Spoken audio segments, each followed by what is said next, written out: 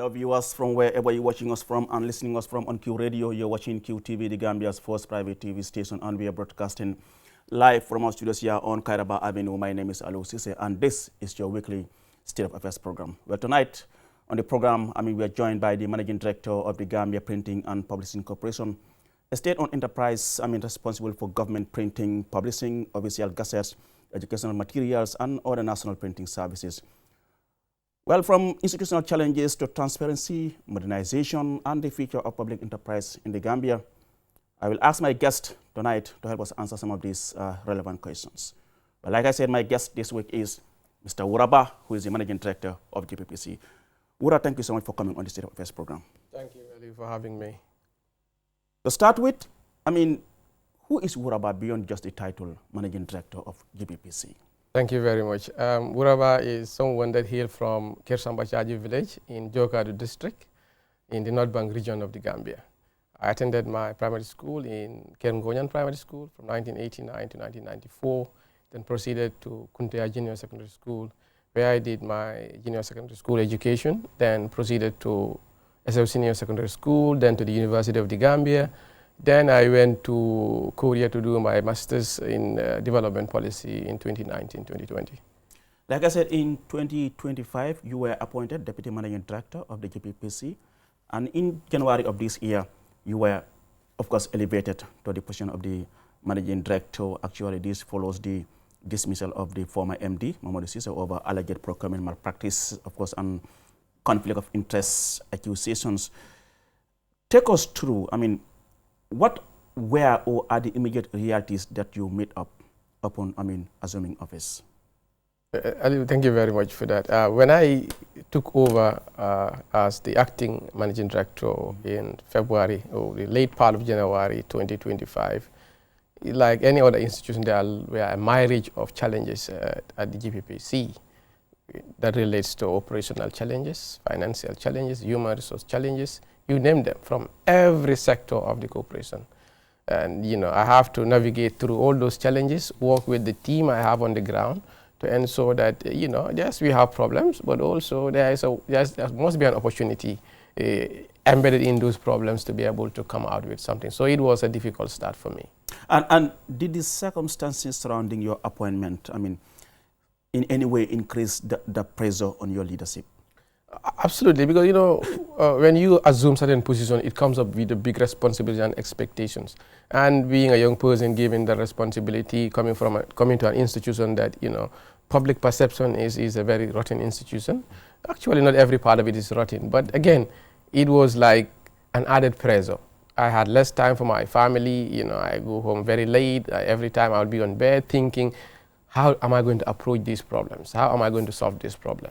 Looking at what is expected from me at that point in time is to ensure that I steer the affairs of that public corporation to at least something that would bring back confidence in the corporation.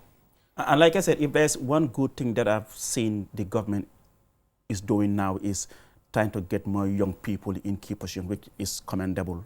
It's good that young people are given such responsibilities. We have so many of them out there.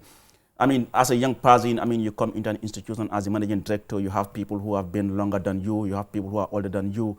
Has that in any way added pressure on you? People say, hey, this is a small kid, he just came yesterday.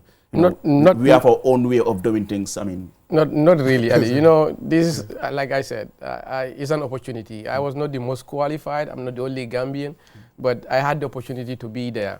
So I thank government for that, for at least, having the trust and confidence in young people and giving them these opportunities. But, leadership position comes up with responsibilities and also with a lot of pressure, because what is expected from you, maybe someone outside the institution wouldn't know the weaknesses of the institution, wouldn't know the problems, and would expect that once you come in, it's a wholesale changes. And it cannot happen just overnight. So it was a pressure, I can say. It was a big pressure on me. And like I said, you took over as MD at a time when public perception about Gppc was mostly negative, especially, looking at the procurement report surrounding, of course, your predecessor and all those stuff. What is the current condition of Gppc financially and institutionally? I will not blow my own trumpet. I will not say we are the best institution or the best SOE now, but we've taken a quantum jump. So that if I put it that way, currently we are financially a bit steady. I will not say we are okay, but we are a bit steady. And our operations and in terms of operations and other issues are all stabilized. We are operating in a very steady way. In terms of our procurement, we try to ensure that we follow what the rules are saying. We also follow the performance contract we sign with government. You know, we sign a performance contract with, by Madi and team. Yes. So these are guidelines we use to guide our actions, to guide our decision-making processes. So you have all these tools available to you.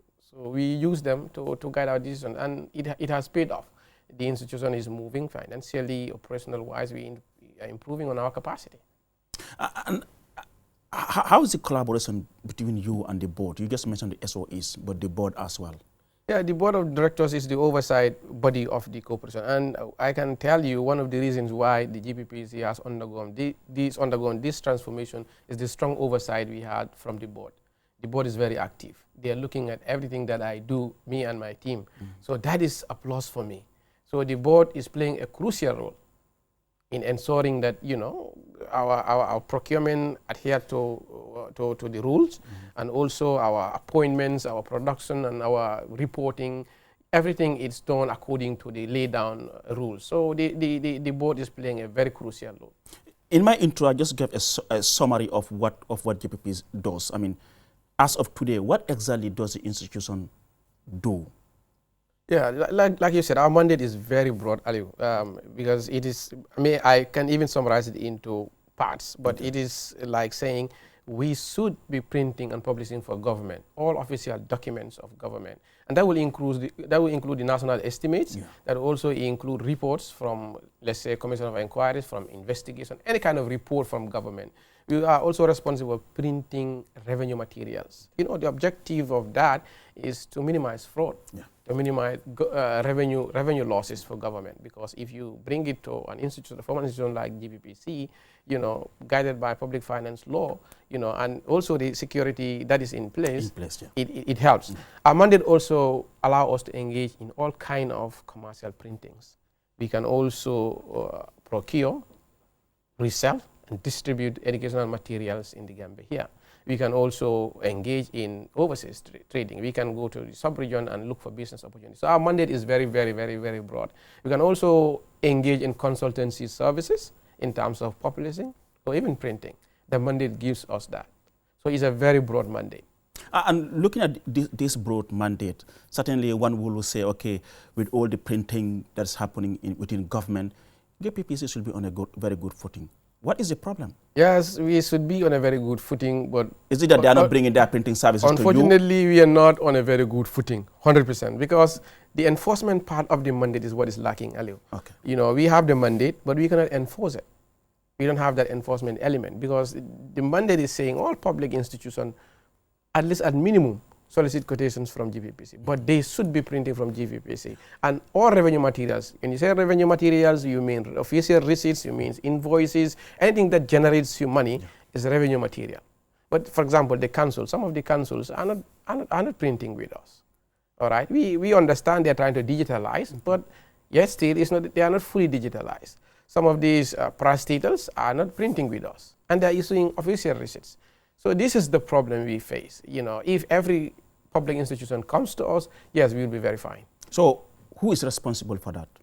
Well, the enforcement aspect of this? As per the performance contract we signed with government, under Article 9 and 9.1, 9.2 is saying government itself, I mean through our line ministry, should intervene if public institutions refuse to print with GPPC. I would not call it refuse, but I don't know what term I will use, because... Oh, are they not aware of this law that they should print with GPPC? It's not a question of not being aware. They are aware. The issue is some of these public institutions have interacted since I took over. We're more concerned about quality. So you cannot blame them. So what we try to do is to improve on that. You know, in as much as the law says print with us, you may not want to get something bad. So we want to try and improve our quality. the type of printings we give out, the output we give out. So that would mean we have to invest in our machinery capacity to ensure we get the right inks, the right papers, and all the things that are required to ensure that our output is good. But again, we will appeal to government. We'll work through with the SOE Commission and through our line ministry also to ensure that that enforcement part is done. Exactly. Because it's about law. I mean, exactly. it's set up. I mean, through the National Assembly. But I mean, a couple of months ago, I saw the Ministry of Basic and Secondary Education. You printed their learning materials which was supplied to all the schools. Yes. Of course, at the time when the Minister of Higher Education, Professor Per Gomez, was overseeing the Ministry of Basic and Secondary Education. Yes, yes. Dr. Rame came in. The mandate of Gppc. So what is stopping others from doing the same? Well, that's the big question now. But for us, we are responsible of printing and distributing of all educational materials in the Gambia here. And looking at Gppc was as a result of the amalgamation of two institutions. That's the BPMR and NSPC. These two institutions were virtually doing the same, and they were brought together to form the Gppc. The BPMR was at the Ministry of Basic and Secondary Education. They were doing the book printing. Now we are doing it. And I think it's a very good initiative for us because revenue-wise it helps us, but also it helps the ministry. Everything is unified. Now Gppc is doing the publishing and the printing, while we're working with AGAS, that's the Association of Gambian Authors for Schools, who are the content providers, and we are the printers and the publishers, and the ministry is the financier of this one. It's a very good arrangement that really we thank government for ensuring that this arrangement stays. And with all this, what will you describe as the corporation's biggest operational challenges at the moment? Our operational challenge now is machinery capacity. Machinery capacity is our biggest challenge because these machines we're using has been there for long. It has been there since, I can say, in the Fourth Republic. And printing is expensive. Getting these machines requires a lot of resources. But we had an investment plan approved by the board and the SOE Commission, which we intend to follow to on a piecemeal, change all these machines to ensure that, we have a full-fledged printing press, equipped with modern machines to ensure that our turnaround time is cut significantly. But with all this, do you think government business alone is enough to sustain the Gppc? It's not enough, and no business is enough. But we are doing our best to increase our market shares in the private sector. What we did was to do an internal and external factor analysis of Gppc and see where we have a comparative advantage. And one of the things that came out was that we have a comparative advantage in the exercise book production. And as a result, we intend to focus on that and invest more on that, because the objective is to be the sole producer and distributor of exercise books in the country, in the short term. So, I mean, with digitalization, of course, also taking over, I mean, do you think it's high time that you also evolve into the digital space? Yeah, you have to do this on stages or by stages. It cannot be wholesale changes one go, because it requires a lot of funding. And we are not asking government to give us money. We're asking government to ensure that government printing needs are brought to us. Okay. And then we will be able to, digitalize the Gppc printing press, because you require to buy machines that are, that are self-serving. I put it that way. They are automated machines. And that would have to cut in the level we require right now to do a job. Because, for example, we want to, when we print these books, you employ a lot of labor to do the collating, to do the checking.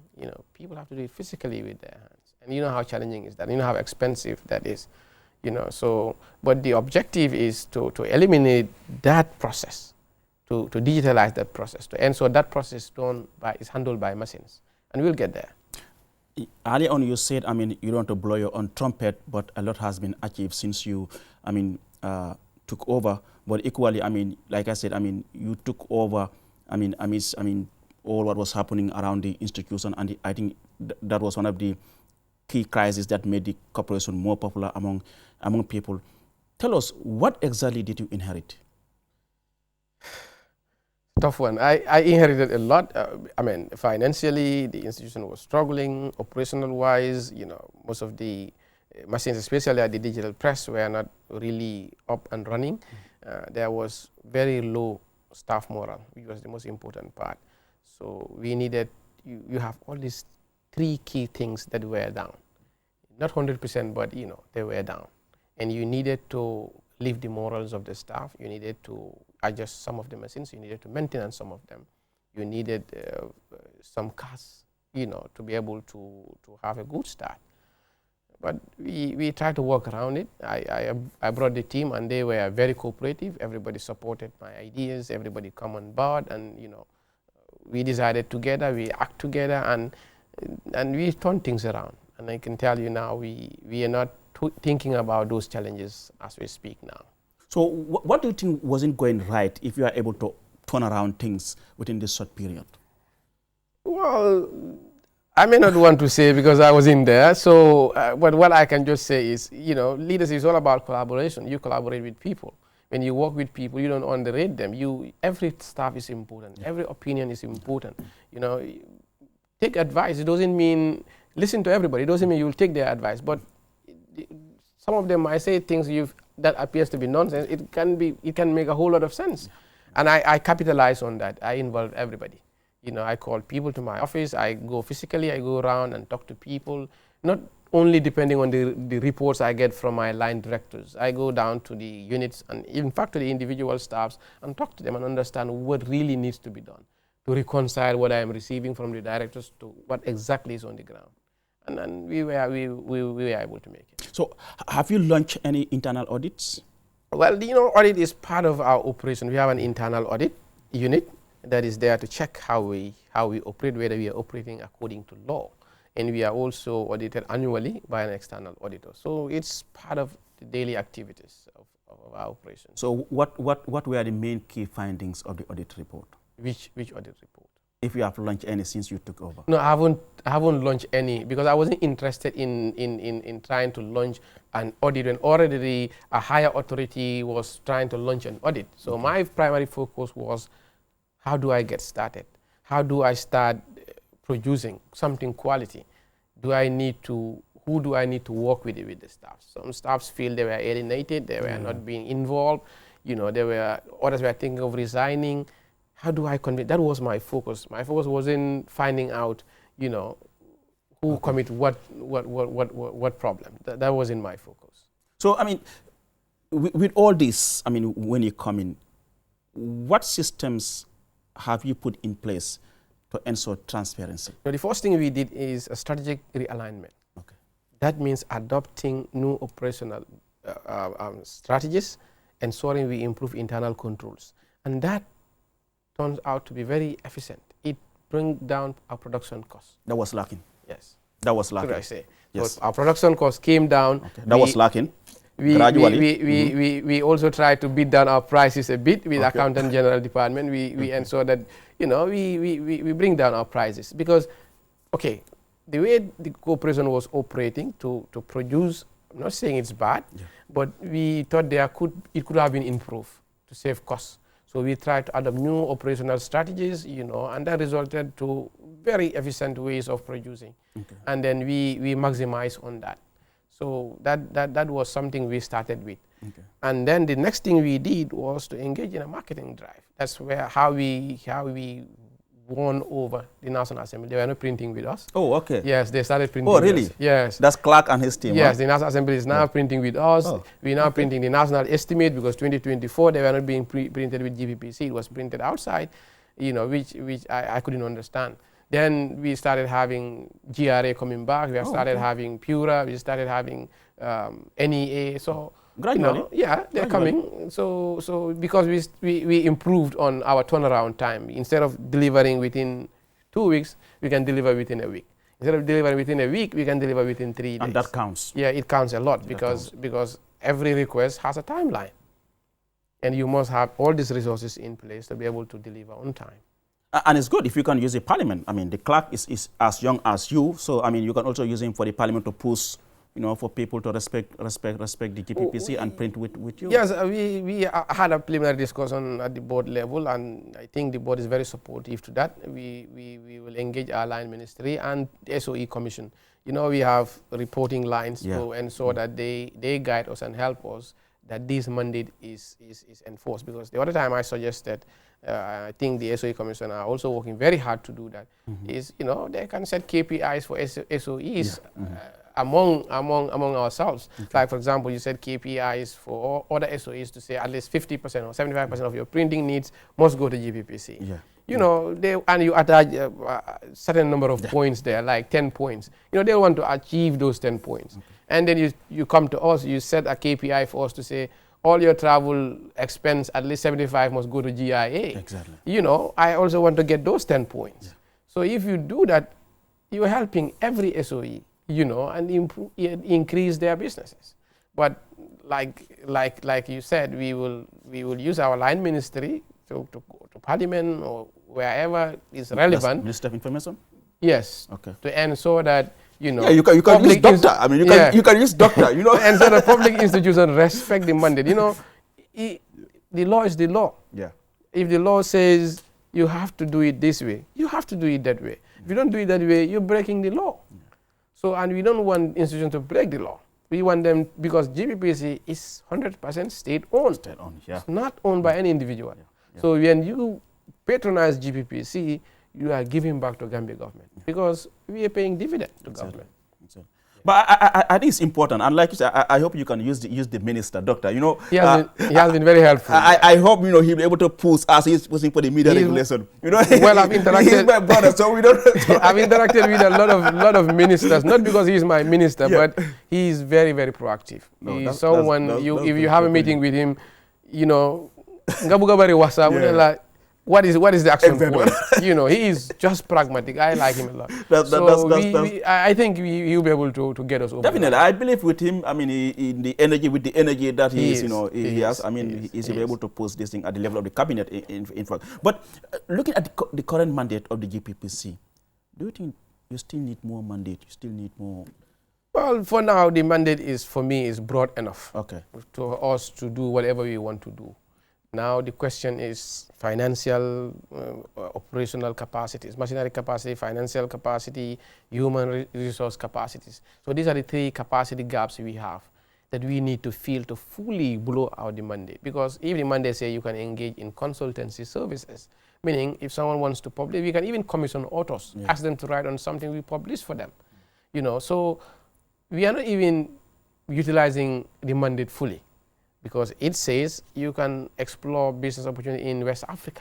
Meaning I can travel to Guinea-Bissau or Guinea-Conakry and say, I'll look for business opportunities there. But again, what's the point going to Guinea getting business when once they come, it will be difficult to deliver?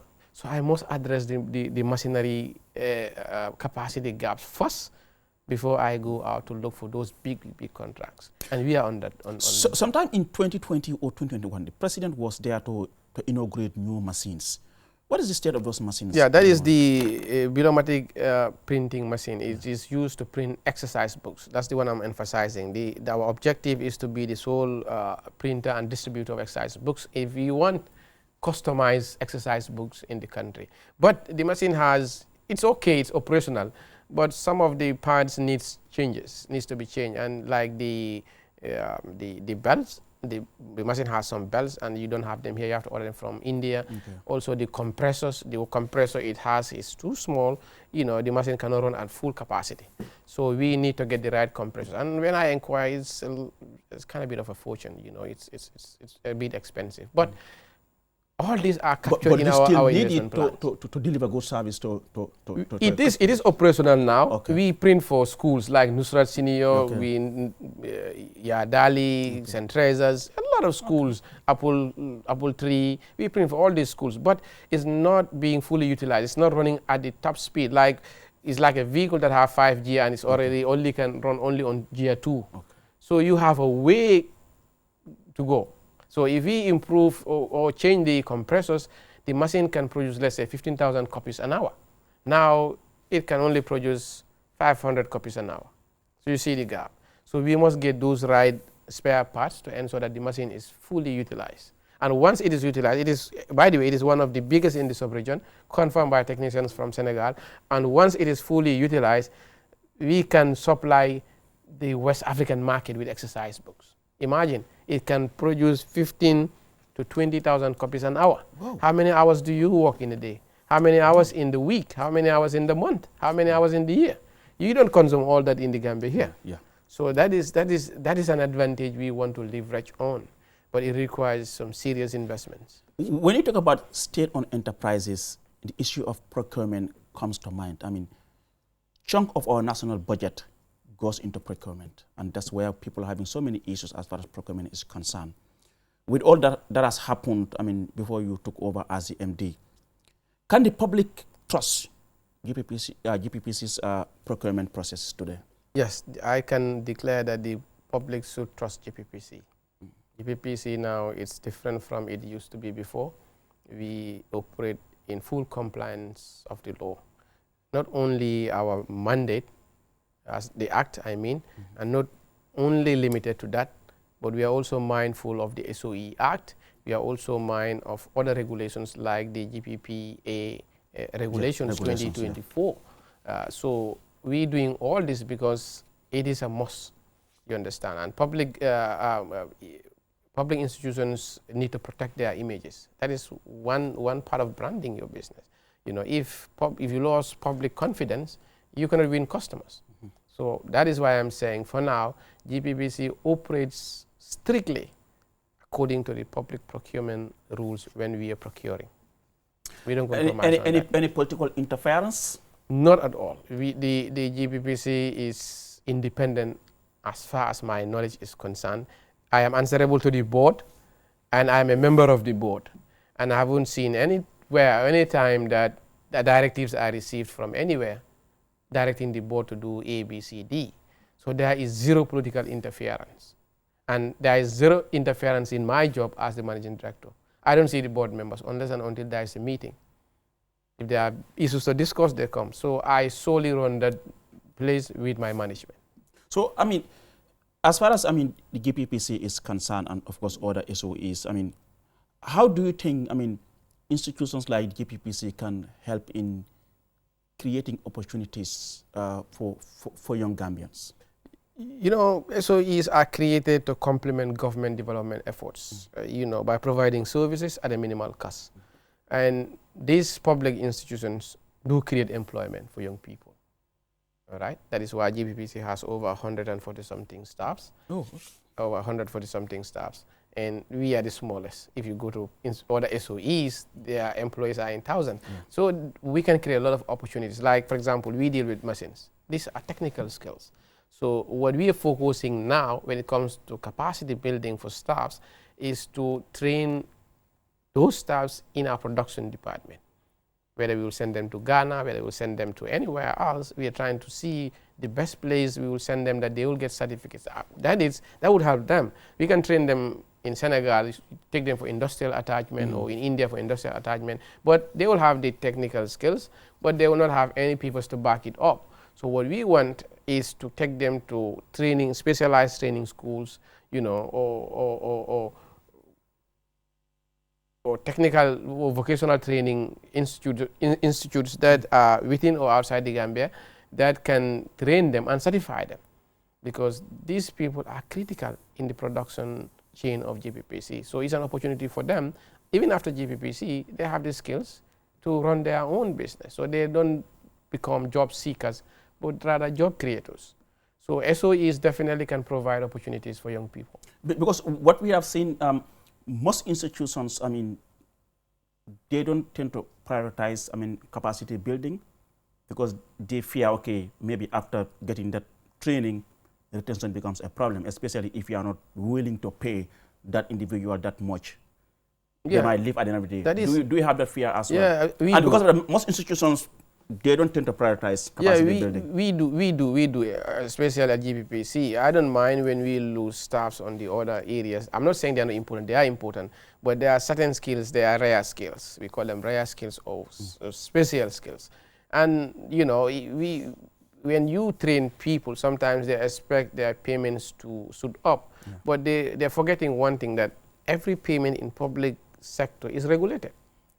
All right, even if you're trained up to the highest level, the law is saying if you occupy this position, this is what you can be paid. The MD cannot do nothing about that. So, but if you don't get that, then the person start moving from one institute to the other. But the good thing is, you know, what if you are the GPPC press and then you are trained, you know, if you leave the GPPC, you can only go to a private press. You know, probably even if the pay is higher, it would be very, very minimal, because at least we know what the private printers are paying their staff. So we are almost at the same level. So in terms of location and space, do you think there's a need to expand as far as the GPP is concerned? No, we know we have the head office, we have the annex. Exactly. So we have enough space. All we need now is to expand on machinery capacity. That is my headache.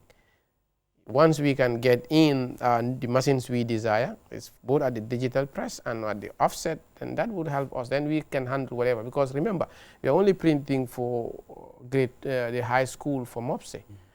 What happens to grade 7 to 9? What happens to grade 1 to 6?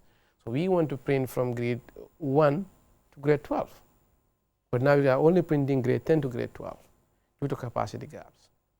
And we want to close this. So have you conducted any study to know how much you might need for these overhauls? Yes, we had an investment plan, like I said, approved by the board and the SOE commission as well.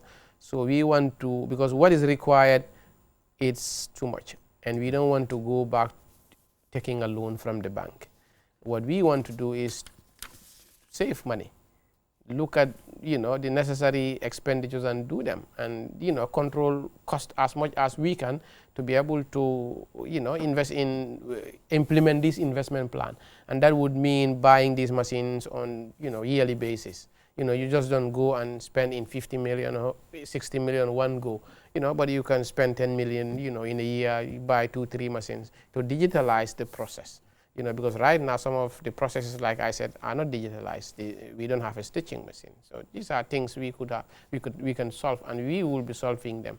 You know, and once they are solved, turnaround time is cut. And once it is certain, you know, everybody becomes happy. You request for a job today, in 2 days it is being delivered to you. You know, you expect to see that person back. You know, so we're doing a lot to ensure that we. So how do you see the future of GPPC? I mean, you just mentioned the issue, I mean, digitization and all those stuffs. I mean, where does this leave the future of GPPC? GPPC is one of the most important public institutions. People might condemn it, but I want to believe it's one of the most important public institutions. Remember, we house the National Gazette. Yeah. GPPC houses it. Yeah. And also the future plan is to print national documents. We have to engage in high security printing. And if we do that, that means we can go to government and say, hey, you know what, we have the capacity to print passports, we have the capacity to print national ID and the driver's license. We just have to get the capacity and go and convince government that we can do it. Because, you know, these are important documents that government will not joke with. So we must have the infrastructure in place and go and tell government we are ready. But maybe also one will say you might not get all these things because maybe perhaps you wouldn't give something in return for those contracts. And maybe that's why some people wouldn't come to GPPC for printing. They might go to a private one who will give them something in return. Yeah, you know, but the law condemns giving back something. So GPPC cannot do that. And we are not even thinking about it because it becomes conditional to do business. Because if we are to give you something, meaning the business relation is conditioned on us giving you something, which we cannot do, is condemned by law. But if the line ministry can help, that enforcement part is implemented. You know, it becomes something good for GPP, and GPP would become one of the most resource SOE in the country. Imagine, look at the printing budget, for example, for let's say NOEC, for GRE, for National ports, Assembly. For National Assembly. You know, if all this thing comes to us, we will pay government good dividend at the end of the year. That I can assure. Interesting. But earlier on you said, I mean, you have over 140 staff at the moment. Yes. Is that enough? Do you still need more personnel? Well, for now it's not enough. But when we go fully modernized, it's too much, because like I said, a bulk of those staffs are the production department that does manual collating and manual checking that a machine can do. You have like 5 girls, 10 of them doing it, when a machine can do it in under an hour. So right now we don't have enough staffs, but I mean, if we are to digitalize by next year, that would be too much of staffs. What will you describe as the biggest misconception about GPPC? The biggest misconception about GPPC is the perception people have that GPPC do not produce quality. That is wrong, Aliu. Now we are having the best. You saw the national estimate. Yep, you saw all the reports of Parliament, the activity report, all these reports you see in Parliament are printed by us. Oh.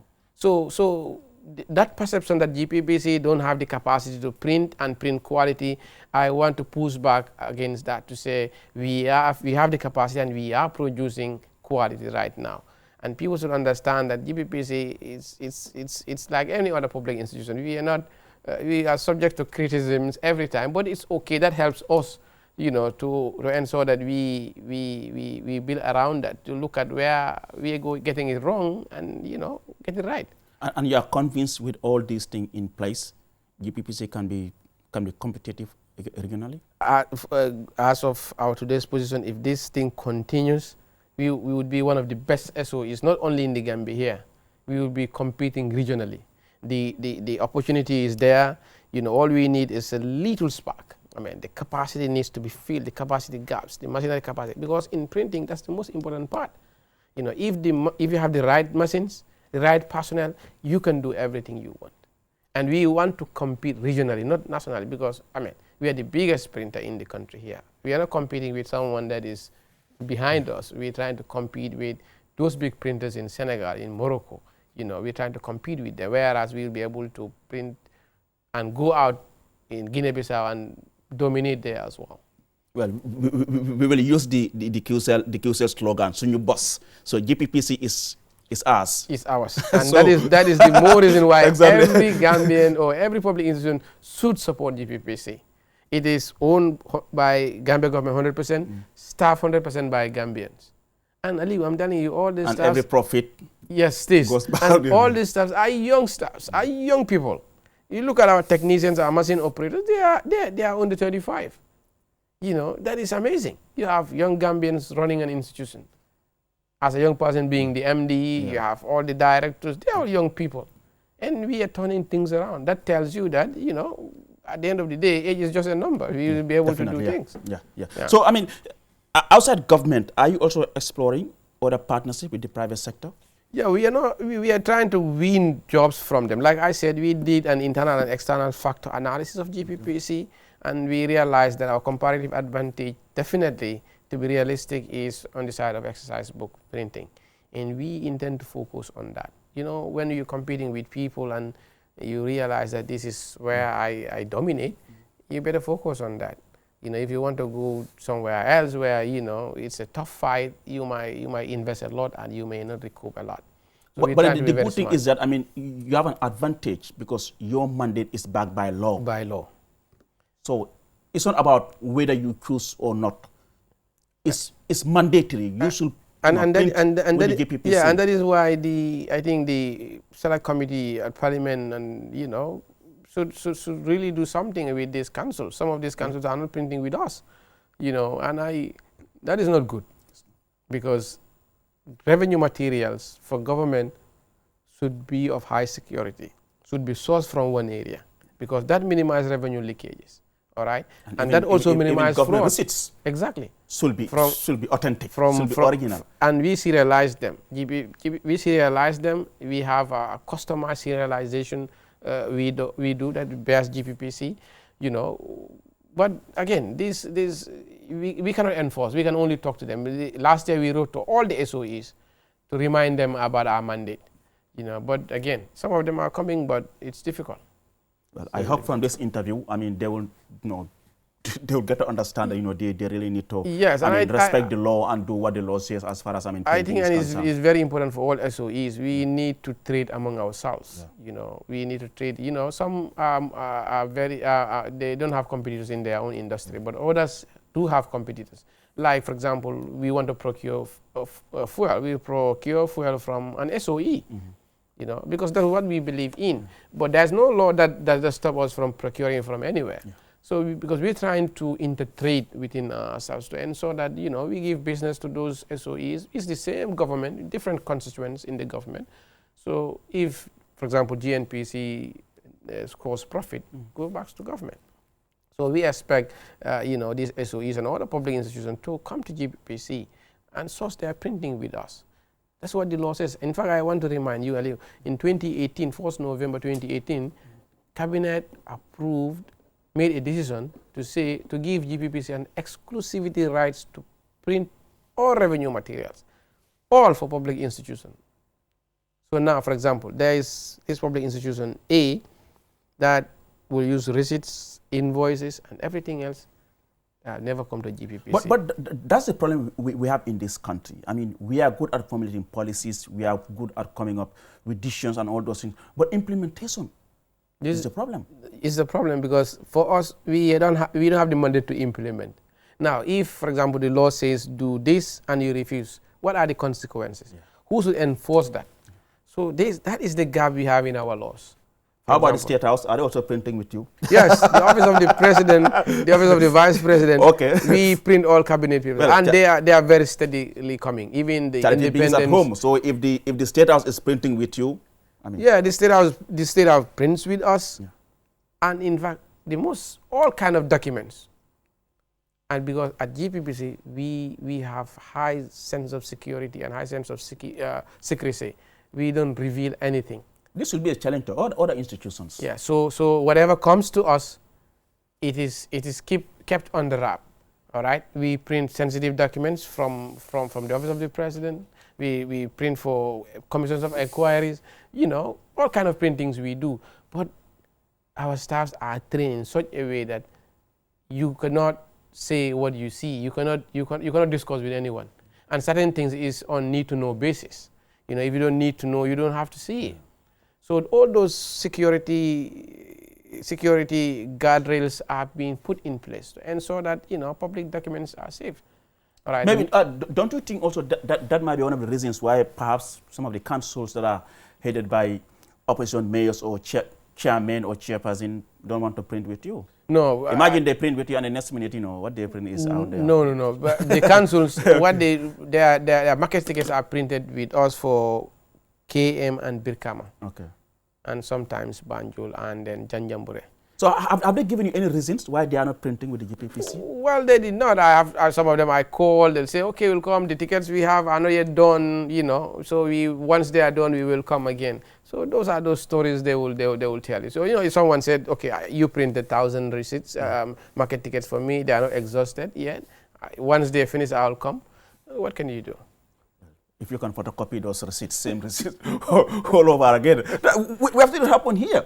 And that's why you said, I mean, the receipts are not serialized. I mean, it's not secure. I mean, one can just take one receipt and photocopy it and then be giving it out. That's a problem. So the oversight bodies here, like the FPAC and others, you know, can look into this and ensure that, you know, and all public institutions comes to Gppc. For me, that is my biggest problem. And in most cases, that even result in financial losses for the institution. Big time.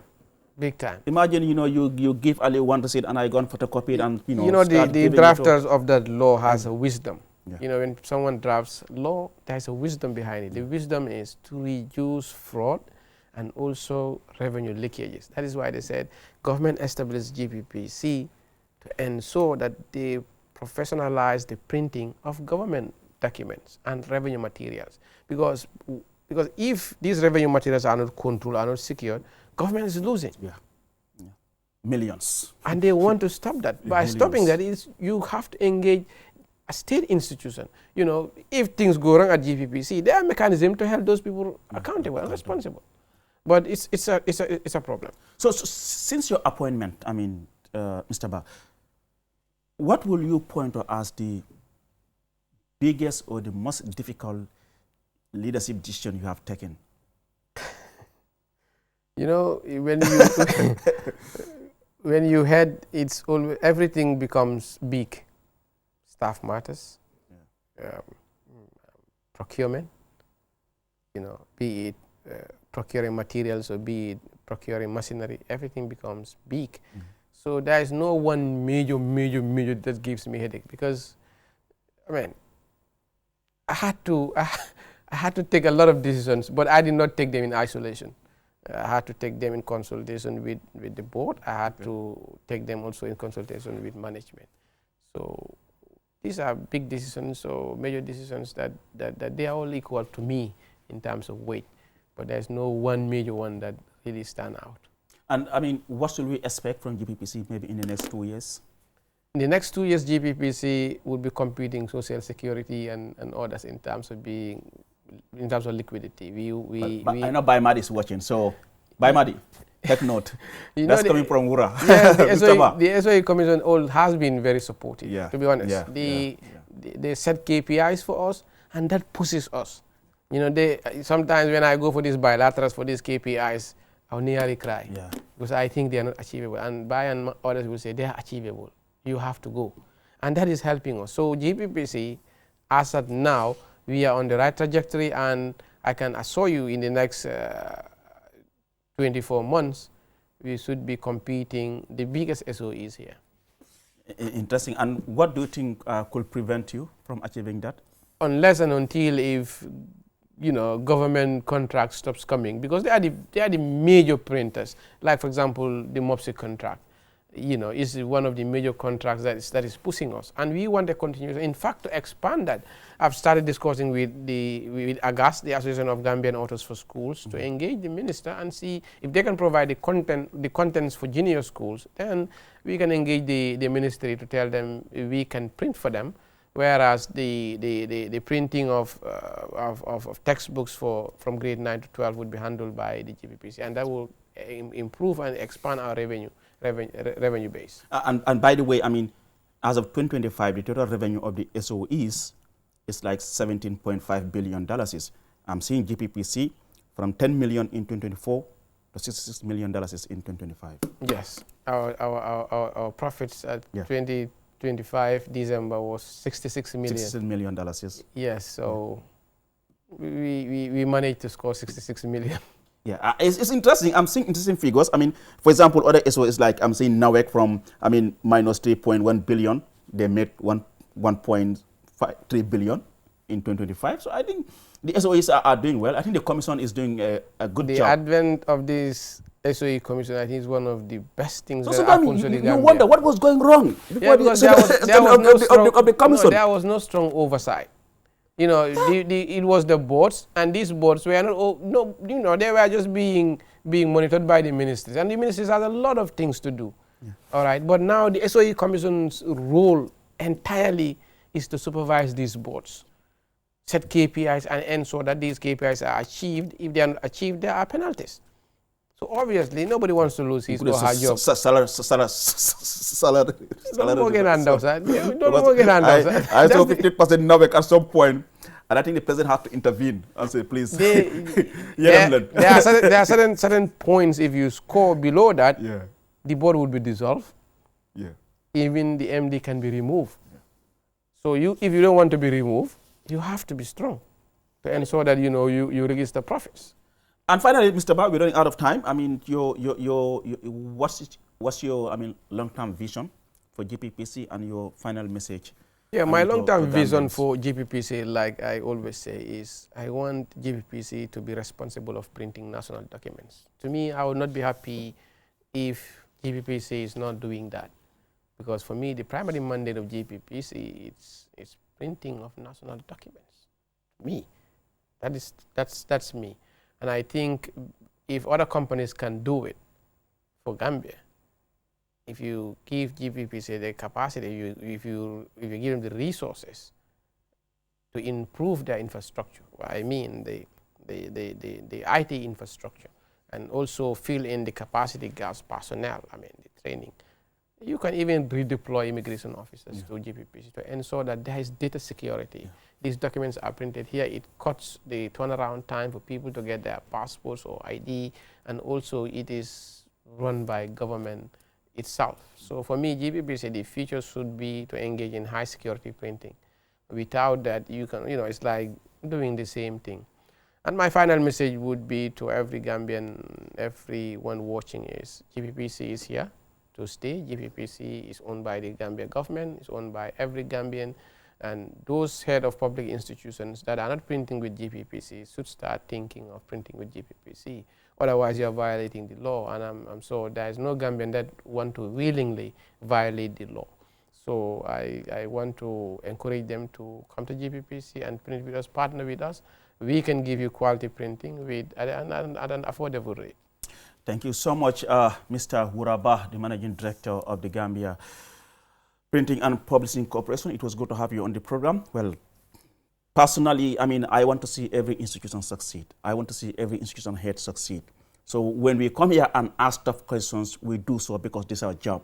At the end of the day, you're holding a public office and people have to hold you accountable for your actions and inactions. But unfortunately, we live in a country where when you express unpopular opinions, it's misconstrued, misunderstood. People tend to see you as being anti-government or anti-Barrow. But I mean, that doesn't bother us. I mean, we're here to serve the country, and our ultimate interest is the development of this country. This the country we call home. So I mean, when you occupy a public institution, it's always good to do your best. Like I always tell people, it's not about how long you've been there. It's about the legacy that you leave behind. And at the end of the day, Gambia is ours. So thank you very much once again, Mr. Ba, for coming on the program. Quite appreciated, and we wish you all the best. Well, viewers, with that, we bring an end to this week's edition of your weekly State of Affairs program. I was your host, Aliou Cissé. Do join me next week. Until then, bye-bye from me and the entire team.